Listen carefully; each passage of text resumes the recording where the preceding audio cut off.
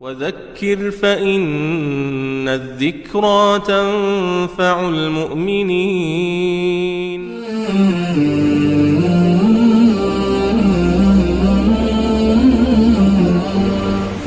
بسم الله الرحمن الرحيم. الحمد لله رب العالمين، والصلاة والسلام على سيدنا وحبيبنا محمد وعلى آله وأصحابه أجمعين. یادی خۆم و ئێوەی دەخەمەوە کە ئەوەی گەل و نەتەوەکانی لەناو بردووە لە مێژوودا لە ڕابردوودا نەخۆشی گواستراوە بووە، وەکو نەخۆشیەکانی تاعون خواپەناماندا، نەخۆشی کۆلێرا، ئەم نەخۆشی کە هەمومان بینیمان، نەخۆشی کۆڕۆنا کە مرۆڤایەتی هەمووی بەگیر هێنا و زۆری لەناو برد. هەروەها ئەوەی کەوا مرۆڤایەتی لە مێژوودا لەناو بردووە و بیندراوە و بیستراوە و نووسراوە، گرانی و برسێتی و قات و قڕی بەهۆی بێبارانی، بەهۆی وشکە ساڵی، بەهۆی سن و کولەوە، خوای پەروەردگار وڵاتی ئێمە و هەموو وڵاتان مەحفوظکە و بپارێزێ. هەروەها ئەوەی کەوا مرۆڤەکانی لەناو بردووە بە کۆمەڵ، یعنی ڕێژەی مرۆڤی لەسەر زەویدا بەڕاستی کەم کردوێتەوە بوونی جەنگە جیهانیەکان، جەنگە ناوخۆییەکان، جەنگەکانی کۆن و نوێ. بەڵام لەوانە هەمووی لەناوبەرتر و کوشندەتر دووشتە. لەمەش سامناکتر هەیە کە باسمان کرد، لەمەش لەناوبەرتر هەیە بۆ مرۆڤ و مرۆڤایەتی. بەڵێ پێغەمبەر صلی الله علیه وسلم دووشتی دیاری کردو، دوو بەڵای زۆر گەورە کە بەڕاستی وەکو تاک دەتفەوتێنێ، وەکو گەل و نەتەوە، وەکو گەلانی جیهان مرۆڤەکان دەفەوتێنێ. ئەویش الحەسەد والبەغضا، بریتیە لە حەسوودی لەگەڵ ڕق و قینی ناودڵ. جا بە پێی یاسای ئەتەخلیە، ئەمجا ئەتەحلیە، قاپێک کە شتێکی تێدایە، دەفرێک کە شتێکی تێدایە، ئەگەر بتەوێت مادەیەکی تری تێکەی دەبێت ئەوەی ناوی بڕێژی، یەکەم جار خاڵی بکەیت، ئەوەی لە ناویەتی لای بەی خاڵی ببێ، ئەمجا دواتر ئەتەحلیە، ڕازاندنەوەی بەشتە پاک و جوان و بۆن خۆشەکە. بۆیە بۆ لابردنی حەسوودی و ڕق کە ئەو دوانەمان لابرد، ئەمجا دەتوانین خۆشەویستی بخێنە ناو دڵمانەوە. خۆشەویستی لە دڵێکا جێگیر نابێت، چونکە پڕ بووە. ئەم دەفرە پڕە لە مادەیەکی پیس کە حەسوودیە و کە ڕق و قینە. کاتێک کە دەتەوێت خۆشەویستی تێکەی بەیەکەوە جیان نابێتەوە، تازە دەفرەکەت پڕ بووە، ئەبێ یەکەم جار ئەم دەفرە خاڵیکەی کە دەفری دڵە. دڵ و دەروونت خاڵی بوو لە حەسوودی و لە ڕق و قین، بە دڵنیاییەوە جێگای خۆشەویستی تێدا دەبێتەوە. ئەگەر ئەمە خاڵی نەبێ، بڕاستی خۆشەویستی ناچێتە دڵێکەوە کە پڕە لە حەسوودی بەرامبەر بە خەڵک، کە پڕە لە ڕق و قین بەرامبەر بە خەڵک. بە خۆشەویستی دڵەکانمان هەمیشە بە گەنجی دەمێنێتەوە. بەخوا هەر دڵێک خاڵی بێت لە حەسوودی و ڕق و قین و بوغز، خۆشەویستی تێدا بێ، ئەو دڵە دایمە گەنجە. ئەها پیری نورانی وا دەبینین تەمەنی 80-90 ساڵە، سوبحان الله، ئەو دەموچاوی گەش و جوان، گەنجیش دەبینی لە کوڕ و لە کەج، لە پیا و لە ژن، هێستا تەمەنی 20 ساڵە، 30 ساڵە، گەیشتۆتە 40 ساڵ، هێشتا نەچۆتە قۆناغی کامڵی و پێگەیشتنی تەواو پیربوونەوە. تەماشا دەکەی نێوچاوانی هەر هەموو چرچ و لۆج بووە، دەموچاوی گرژ بووە، دەموچاوی چرچ و لۆج بووە، ئەوەندەی حەسوودی و ڕق لە دڵا بووە کەچی ئەو پیرەمێردە 80 ساڵە، ئەو پیرێژنە پرسپیە 90 ساڵە، هێشتا نور لە نێوچاوانی دەبارێت، چونکە دڵی پڕە لە خۆشەویستی. خۆشەویستی دڵەکانمان بە گەنجی دێڵێتەوە، بەرەکەت دەخاتە ژیانمان. بەخوا 10 ساڵ بە خۆشەویستیەوە بژی، نەک عمری 9000 ساڵ، پەنا بەخوا دڵت پڕ بێت لە ڕق و قین. ماڵێک کە خۆشەویستی تێدا بێ، بەرەکەتی دەکەوێتێ. خێزانێک، ژن و مێردێک، دایک و باوک و منەوە و منداڵێک، ئەگەر خۆشەویستی لە نێوانیاندا بێ، بەرەکەتی خۆیان بەسەرا دەڕژێ. مزگەوتەکانمان، بەخوا هەر مزگەوتێک ئیمام و مەئموم، نوێژ خوێنان بتەنیش یەکەوە، خۆشەویستی لە نێوانیاندا بوو بۆ یەکتر، بە چاوی برایەتیەوە تەماشایەکیان دەکرد. کاتێک کە هاوشانی یەکن، هاودڵی یەکیش بوون. ئێستا هەیە هاوشانە لە نوێژە بەرامبەر بە موسڵمانەکەی تەنیشتی دڵە پڕە لە قین، چونکە پەنجەی وەک ئەو نەجوڵاندوە، چونکە دەستی وەکو ئەو نەگرتووە، چونکە لە حیزبی ئەو دانیە، چونکە لە مەنهەجی ئەو دانیە، چونکە لە تاقمی مامۆستا فڵان کەسە. ئەمە ڕاستە هاوشانە، بەڵام هاودڵ نییە. هاوشانیمان کە قاچ بەیەکەوە جوود دەکەین و شانمان بەیەکەوە جوود دەکەین ئەبێت دڵەکانیشمان بەرامبەر یەک پانکەین و پڕکەین لە خۆشەویستی. بڕواتان هەبێ مزگەوتێک کە خۆشەویستی لە نێوان نێشخوێنان و ئیمام و وتارخوێنی مزگەوتە هەبوو بەڕاستی بەرەکەتی بەسەرا دەبارێ. هەروەها کار و کەسابەتمان هەر کار و کەسابەتێک بە خۆشەویستیەوە ئەنجامی بدەی خوای پەروەردگار بەرەکەتت بۆ تێدەخا. زانێ بەناوبانگ دکتۆر مستەفا محمود دەفەرمێ الناس يفهمون الدين على أنه مجموعة من الأوامر والنواهي. زۆرێک لە خەڵکی مسلمان وا لە ئیسلام حاڵی بووە ئەگە بڵێ پێناسەی دینەکەتم بۆ بکە دەڵێ دینی من بریتە لە کۆمەڵێک لە فەرمان و لە قەدەغە کراو.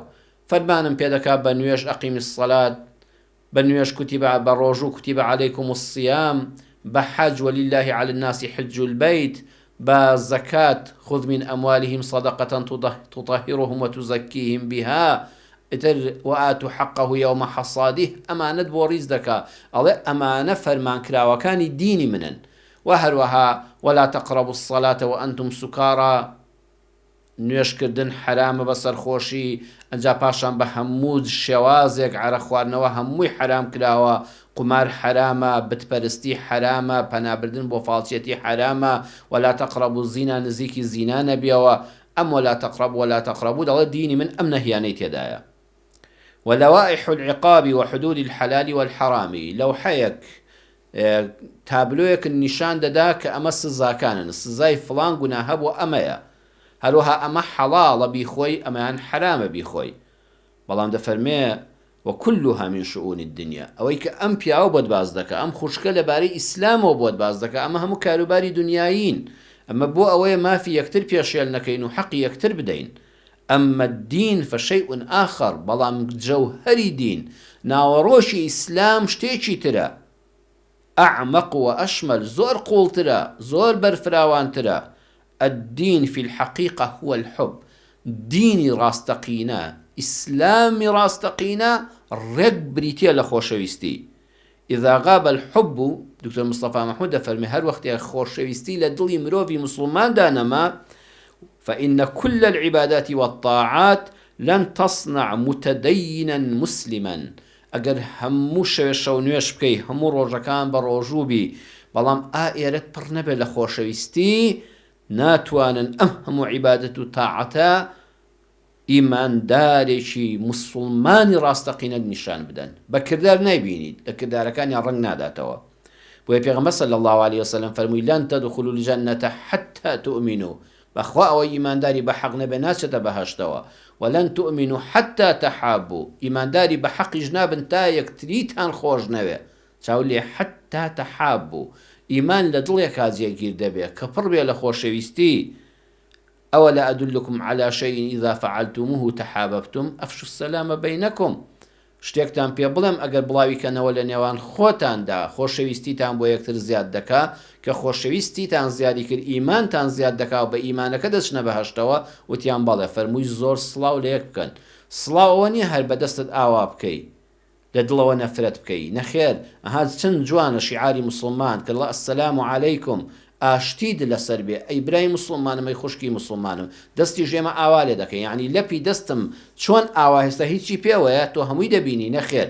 بەخوا دڵیشم ئاوا پاکە بەرامبەرت. ئاوا بە دڵ سەلام لە یەکتر بکەن، خۆشەویستیتان بۆ یەکتر زیاد دەبێت. خۆشەویستی یعنی هەموو ژیان، بەڵام لە پێش هەموویانەوە خۆشەویستی پەرستراو.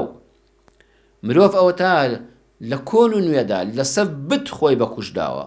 ئەوانەی زمانی پێغەمبەر صلی الله علیه وسلم لەسەر بەردێکی داتاشراوی دەستکردی خۆیان کە بەخوای خۆیان دەزانی و هاوبەشدان دانابوو بۆ خۆیان بەکوژدا لە بەدر و لە ئوحود و لە جەنگەکانی تردا. هەروەها مرۆڤی ئەم سەردەمە لەسەر بتێک کە مرۆڤێکی وەکو خۆیەتی و نەعوذ بالله بەخوا و بە پێغەمبەری خۆی دەزانێت خۆی لەسەر بەکوژ دەدا. ئیمانداری بە حەق والذین آمنوا أشد حبا لله. بەڵێ خەڵک دەبینین لەسەر بتەکەی خۆی بەکوژ دەدا، لەسەر سەرۆکەکەی خۆی بەکوژ دەدا، لەسەر منهەجەکەی کە کردوێتی بەخوای خۆی بەکوژ دەدا، خۆشی دەوێت، بۆیە خۆی بەکوژ دەدا، ڕوحی خۆی بۆ فیدا دەکات چونکە خۆشی دەوێت. بەڵام والذین آمنوا أشد حبا لله، ئەوانەی ئیمانداری ڕاستەقینەن زۆر زیاتر ئەڵڵایان خۆش دەوێت. کارەسات ئالێرەدایە پەنا بەخوا. وەکو ئەمڕۆ بەداخەوە کە مسلمانان زەلیلن لە جیهاندا هی ئەوەیە ئەبینی مەترسیەکە ئەوەیە کافر و بتپەرستەکە لە مسلمانەکە تێکۆشەرترە بۆ بیر و باوەڕەکەی. وڵای مسلمانەکە زۆر جار ئامادەی هیچی تێدا نیە بۆ خوا بۆ بیر و باوەڕەکەی. کەچی کافر و مشریک و بێ باوەڕەکە حتا ئاستی ڕۆح بەخشین و ماڵ بەخشین بۆ بیر و باوەڕی بەختاڵی خۆی لەگەڵە. ئەوەیە ئەو سەردەمەی کە سەحابە و تابع و تابعی تابعین ئەولیا و صالحان والذین ئامنوا ئەشد حبا لله لە هەموو شتێ زیاتر ئەڵڵایان خۆش دەویست، لە هەموو بێباوەڕان ئەمان پەرستراوی حەقی خۆیان کە ئەڵڵایە خۆش دەویست. دایمە ئیسلام بەسەر جیهان ئازاڵ بوو، مسلمانان هێزیان هەبوو، پێزیان هەبوو. ئەمڕۆ کە بەداخەوە دەبینین هەر مسلمانە و دەستی گرتووە بە کوڵاوەکەی خۆیەوە و بە تاقمە گروپە بچکۆلەکەی خۆیەوە، ئەگەر لەگەڵ منن نەبێ یاخوا هەموو مسلمانانی جیهان بەدەستی تۆ عیبادە بن، تەماشا دەکەی کابرای کافر مشریک ملحد بۆ بیر و باوەڕی بەتاڵی خۆی دڵسۆزترە، فیداییترە، ماڵ بەخشترە، گیان بەخشترە، خوێن بەخشترە، کات بەخشترە، زانست بەخشترە، ئیماندارەکە لە دواوە دەبێت. ئەوە هۆکارەکەیەتی مسلمانانی بەڕێز. ئەمجا بۆیە خۆشەویستی پەرستراو یەکەمە، چونکە ئەو کەسەی خۆشەویستی بۆ مەبدەء نەبێ خۆشەویستی بۆ شتی تریش نابێ. یادتان دەخەمەوە ئەڵڵا چێی خۆش دەوێ. ئەم سیفەتانە بابەوەردی گوێ لە بگرین، یادی خۆم و ئێوەی بخەمەوە. جاکە خوا کەسێکی خۆشویست یەک ژیانت ئاسوودە دەبێ، سەر بەرز دەبی، بە عیزەت دەبی، بە غیرەت دەبی، بەرەکەت دەکەوێتە ژیانتەوە، لە ڕوود دێ بمری. دووەم خەڵکی چاک و پاک لە دڵەوە خۆشیان دەوی. با سەیری سیفاتەکان کەین. یەکەمیان لە سوڕەتی ئالی عیمڕان ئاەتی 76 دەفەرمێ ئین الله يحب المتقین. بەڕاستی خوای پەروەردگار الله سبحانه وتعالى ئەو کەسانی خۆش دەوێن کە متقین. بە کورتی و پوختی تەقوا چییە؟ ئەو کاتەی کەس چاوی لێد نییە، کامێرەی کەس لەسەر نییە، منەتت بە لێپرسینەوە و محاسبەکردن و دەرکردن و فەسڵکردنی هیچ مرۆڤێک و دائیرەیەک و حکومەتێک و دەستگایەک نییە، بەس لەبەر الله سبحانه وتعالى کە بەس چاودێری ئەو بەسەر خۆتەوە دەبینی، لە کەسی تر ناترسێی دەست لە حرام دەژێڕیتەوە، دەست لە پارەی حرام دەژێڕیتەوە، دەست لە تەوقەی حرامی ئافرەتێک دەژێڕیتەوە، چاول لە نەزەرێک دەژێڕیتەوە. هەروەکو ئەو ئافرەتەی ئەو کچەی کە دایکی پێیوت ئاوەکە بکە ناو شیرەکەەوە، وتی آخر خەلیفەی مسلمانان عومەری کوڕی خەتاب ئەم کارەی قەدەغە کردووە و سزای بۆ داناوە. وتی کچی خۆم لەم نیوە شەوەدا بەری بەیانیەک عومەر خوا ئەزانێ ئێستا لە مزگەوتیان لە ماڵەوە خەوتووە، کوا ئاگای لە ئێمەیە. خۆ سەردەمە کامێرەی چاودێری ئەوانەش نەبووە، لیژنەی چاودێری فەحسکردنی شیریش نەبووە لە بازاڕە. وتی مەنجەڵێکی گەورە شیر دوو پەرداخ ئاوی تێکەی هەر پێوەی دیار نییە، مانگاکەی ئێمە شیری چەورە پێوەی دیار نییە. ئەو کچە بە ئیمانە ڕاستە خوێندەواری نەبوو، هیچ زانکۆیەکی ئیسلامی نەخوێن بوو، هیچ فەرمودەشی ڕەنبێ لەبەر نەبوو بێ، بەڵام ئیمان لە دڵەکەیە بووتی دایکیان ئەگەر عومەر ئاگای لێ نییە خۆ خوای عومەر ئاگای لێتی، ئێمە لەبەر خوا نابێ غەش بکەین. ئەوە تەقوایە. هەر وەختێ ئەو سیفەتە لە خۆتا بینی ئەو کاتە بزانێ یەقینت هەبێ خوا لەو کاتەیە تۆی خۆش دەوێ. دووەمیان ئین الله يحب التوابین ويحب المتطهرین. الله سبحانه وتعالى بەڕاستی ئەو کەسانی خۆش دەوێت کە تۆ بەکارن. ئای ئەو گەنجەی کە تا ئێستا ڕووی لە خوا نەکردووە لەم ڕەمەزاندا لە مزگەوت دەیبینی. ئەزانی من و تۆ دەتوانین بڵین بە چاوی سەر یەکێ لە خۆشەویستانی خوان بینیوە.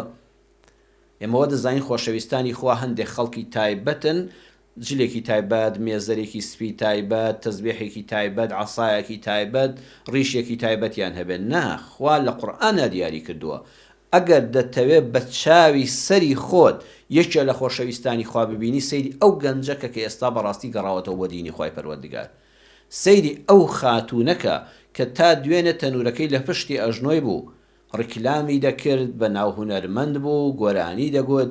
ئەمڕۆ سەیری چ باڵا پۆشێکی شەرعیە. ئەمڕۆ هەموو شتەکانی ڕابردووی واز لێ هێناوە، شوێنە خراپەکانی واز لێ هێناوە، ئێستا تەنها دەموچاوی شەرعی بەدەرەوەیە، دەستەکانی بەدەرەوەی ئەوەی شەرع فەرمانی پێکردووە باڵاپۆشی کردووە. وەڵڵاهی بە چاوی سرت تۆ یەکێک لە خۆشەویستانی خوا دەبینی. ئەو کەسەی کەوا ئالوودەی عەرق بووە، ئالوودەی مادە خراپەکان بووە، مادەی هۆشبەر بووە، لە ترسی نەخۆشی نا، لە ترسی گرتن نا، لە ترسی قەرزاری نا، بەس لەبەر ئەڵڵا واز دێنێ خۆی پاک دەکاتەوە لەوە. وەڵڵی تۆ یەکێک لە خۆشەویستانی خوا دەبینی، بە چاوی خۆت لەسەر زەوی دەیبینی. إن الله يحب المحسنين، خوای پەروەردگار ئەو کەسانەی خۆش دەوێ کەوا لە کاتی دەسەڵاتداری و لە کاتی بێدەسەڵاتیدا چاکەکارن، نەک کەسەکە تا هەژارە، تا بێدەسەڵاتە، تا نەبووە، تا کار بەدەست نییە، یعنی هەیە کار بەدەستە، هەیە هیچ بەدەستە. زۆری خەڵکی ئێمە تا هیچ بەدەستە پیاوی چاکە، کە بوو بە کار بەدەست ئەو هیچ بەدەستێت چاکەی دوێنێ نامێنێ. بەڵام خوا ئەو کەسەی خۆش دەوێت لە بەدەسەڵاتی و لە بێدەسەڵاتیدا، لە کار بەدەستی و لە هیچ بەدەستیدا، لە دەوڵەمەندی و لە هەژاریدا هەر چاکەکارە. وەکو سەیدنا یوسف سەلامی خوای پەروەردگاری لەسەر بێ لە زیندانە لەلایەن هاوڵەکانیەوە شاهیدی بۆ درا ئینا نەڕاکە من المحسنین. لە زیندانە لە ئەو پەڕی بەژمەینەتی و ناڕەحەتی ژیاندا وتیان بەخوا تۆ لە چاکەکارانی. کاتێکیش کە بوو بە پاشا بوو، با وەزیری دارایی، هەموو خەزیانە و پارەکان لە بەردەستیا بوون، براکانی خۆی کە نیان ناسیەوە بەو هەموو ستەمەشکە لێیان کرد بوو، پەنایان بۆ هێنای هاوکاری کردن، وای لێکردن بڵێن ئینا نەڕاکە من المحسنین، بەڕاستی تۆ دەبینین لە چاکەکارانی. بەڵێ چوارەم والکاظمین الغیظ والعافین عن الناس والله يحب المحسنین. ئەو کاتێ ڕقت هەڵدەستێ بەرامبەر بە هاوسەری ژیانت، بەرامبەر بە منداڵەکانت، بەرامبەر بە هاوپیشەکانت، بەرامبەر بە مشتریەکانت، کاکە تووڕیان کردووی تینیان بۆ هێناوی، بەس لەبەر خوا ڕقەکەی خۆت دەخۆیتەوە، بەسەر خۆت ئازاڵ دەبی، چەند دقەیەک چەند چرکەیەک دەیکەی بە خولەکێک بە دوو خولەک، ڕقەکەت قسەکەت دەرنابڕی، ئارام دەبیتەوە. لەو کاتەیە دڵنیا بەخوا تۆی خۆش دەوێ. ئەو کەسانەی کەوا لە خەڵکی دەبورن لە کاتی دەسەڵاتە، ئەوانە چاکەکارن و چاکەکاران خوا خۆشیان دەوێن. والله يحب الصابرين، ئەو کەسانەی کەوا ئارامگرن. لە سوڕەتی ئالی عیمران ئاەتی 146 پەروەردگار دەفەرمێت دڵنیا بن بەڕاستی ئەڵڵاه خۆڕاگرانی خۆش دەوێ. خۆڕاگرن یعنی خۆڕاگری لە کوێوە دەست پێ دەکا؟ لە ئۆتۆمبیلەکە تای لە ترافیکێک دەوەستی، هەیە وەک گڵۆپەکە سوورەت دەهۆڕن لێدا لە دووە، منەوانم بینیەوە فول لایت بۆ خەڵک لێ دەدا، ێ بابە ناڕوا خۆ بە زۆر نییە، ئارام دەگرێت، زۆر جەوێکی هێمنی هەیە، سەیری ئەم لاولاناکە خۆی مەشغوڵ نەکردو، چاوەڕێ دەکات سەوز دەبێ و دەڕۆم. ئەوانە هەر تۆ لەوێدا خوا خۆشی دەوی. ئەوانەی کە لە ترافیکەکانە خەڵکی مەشغوڵ ناکەن، مرور مەشغوڵ ناکات، چاوەڕێیە لە سوور دەوەستم لە سەوزی خۆم دەڕۆم. ئەو کەسانی لە عیادەیەکی دکتۆرا سەیرێکی چەند بە ئارامی دانیشتون، سەیری ئەم لاولا ناکەن، خۆ مەشغوڵ ناکەن، تەکلیف لە سکرتێر ناکە، ئەڵێ من وەکو ئەو خەڵکەش بۆ سەیران نەهاتووە، هەمووی بۆ نەخۆشی هاتووە، ئارام لە شوێنی خۆی تەزبیحاتێک دەکا، قورئانێک دەخوێنێ، کتێبێک دەخوێنێتەوە، خۆی مەشغوڵ کردو بە زیکر و فکرێکەوە، ئەو کاتە خوا تۆی خۆش دەوێ. سەیدەکەی لە فەرمانگەیەکەی وەکو ئەو خەڵکە سەرە بگرێ ڕیزەکە مەشێوێنە، تەکلیفی شخصی مەکە، تەلەفۆن بۆ ئەم و ئەو مەکە، وەکو ئەو هاوڵاتیانە خۆت بە عەبدێکی خوا بزانە، تۆ لەو کاتەدا خوا خۆشی دەوی. والله يحب الصابرين. لە کتێبی السيدة الستون دکتۆر عایض القەڕەنی لە لاپەڕەی 330دا دەڵێ کتێبێک هەیە بە زمانی بیانی نووسراوە کراوەتە عەرەبی بە ناوی قووەة الصەبر، هێزی ئارامگرتن هێز دەداتێ. ئەو نووسەرە بیانیە بە سەراتێکی خۆی دەجارێتەوە، دەڵێ کاتێک کە لە کەنەداوە دەچوومە یەکێک لە وڵاتە ئەوروپیەکان، فڕۆکەکەمان بەهۆی کەش و هەوای نالەبارەوە نەیتوانی سەفەرەکە تەواوکە و گەشتەکە بکە، منیش مەوعیدی تایبەتیم هەبوو، بۆیە لە شوێنێکی تر لە وڵاتێکی تر نیشتەوە، دوای ئەوەی جەوەکە هێمن بۆەوە ئەم جارشکە فڕۆکەکە دەستی بە فڕین کردەوە تا من گەشتەکەم نزیکی سعاتێک بۆ سعاتونیەک دواکەوت. لەو کاتانەدا لە ناو فڕۆکەکەدا لە ناو فڕۆکەخانەدا کە دابەزی بووین و بە هاوکاری ئەو فڕۆکەخانەی ئەو وڵاتە نیشتنەوەی ڕێگا پێدا بووین، من بەردەوام سەیری سعاتەکەم دەکرد، سەیری مۆبایلەکەم دەکرد، سەیری پەنجەرەکەم دەکرد، دەستچووم و هەڵدەستام و دادەنیشتم، هەموو گیانم قەلەقی و نائارامی بوو.